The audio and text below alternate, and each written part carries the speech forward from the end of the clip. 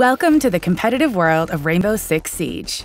This video will explain the new format for Rainbow Six Esports across the North American region, how the region fits into our global esports program, and what you can do to get involved in Rainbow Six competitive play.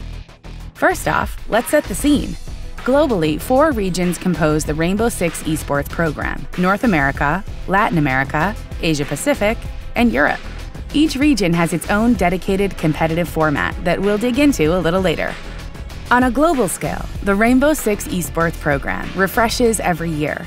1 year equals 1 season, running from March to the following February. The 4 independent regional leagues run from March to December. These leagues are divided into 3 stages. At the end of each stage, the top 4 teams from each region will qualify for the Six Major, a global competition featuring the top 16 international teams. Depending on their ranking in the regional leagues and the majors, teams will earn points for the global standings.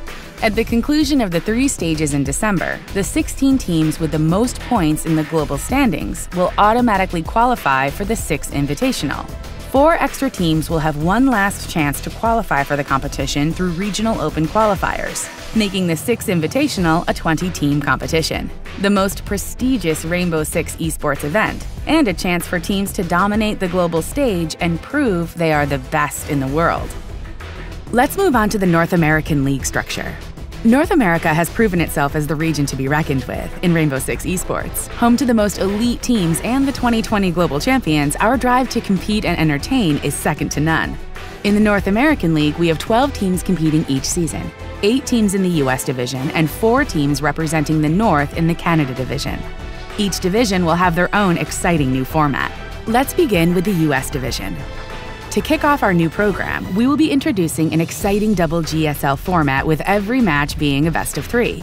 In the first phase, the 8 US teams will be split into 2 groups of 4, Groups A and B. This phase will be played across 5 playdays with 2 matches played each day. For those who are not familiar with what GSL is a format where teams, in our case 8, are split into equal smaller groups. Each group then plays a double elimination tournament. Every match will matter, and the results will determine how the teams are seeded for the next phase.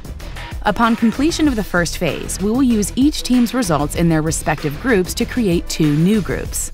These new groups will consist of A, the top 4 teams, and B, the bottom 4 teams.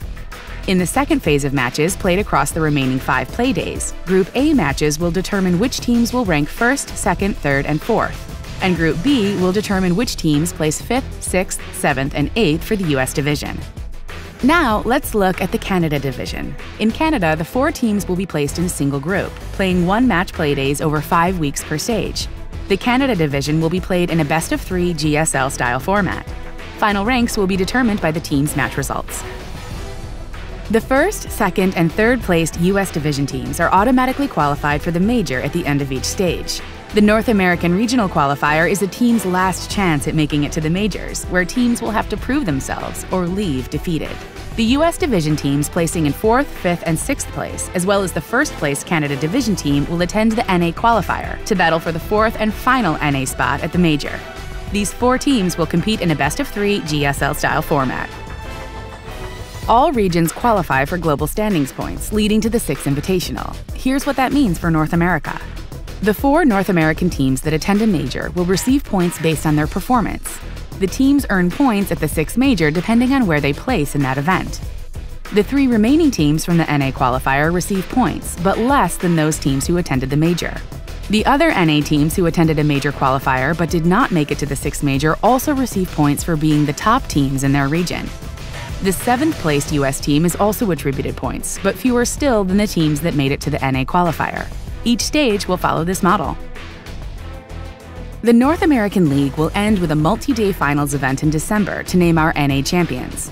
Our promotion relegation matches will also take place during these finals to see if the bottom-placing NA League teams can defend against the challengers looking to take their spot and join the ranks of the NA Elite.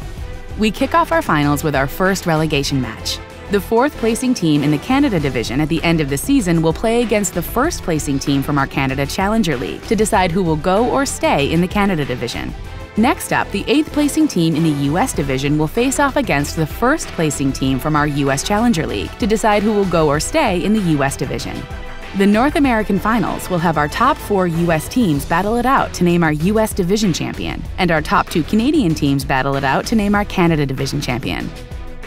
Alongside other grassroots programs to hone your skills and develop teams, the US and Canada Challenger Leagues are the entry point and path to pro, where teams compete throughout the year to earn the top spot and play for promotion into the North American League at the North American Finals.